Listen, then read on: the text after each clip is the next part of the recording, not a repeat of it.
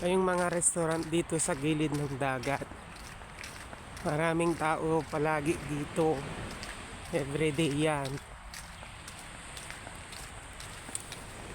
Yan yung Shawatina, dyan na kami kumain dati ni Ate Tess.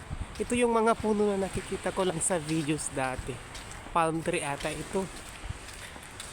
Yan Napakaganda ng dagat.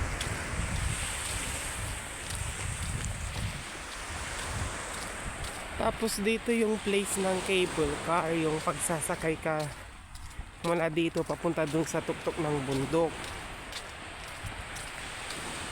Yan yung tulay nila. Ganda dito sa Israel.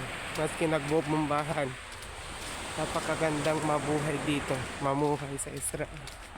Wala akong masabi. Mga bomba-bomba, hayaan mo lang yan.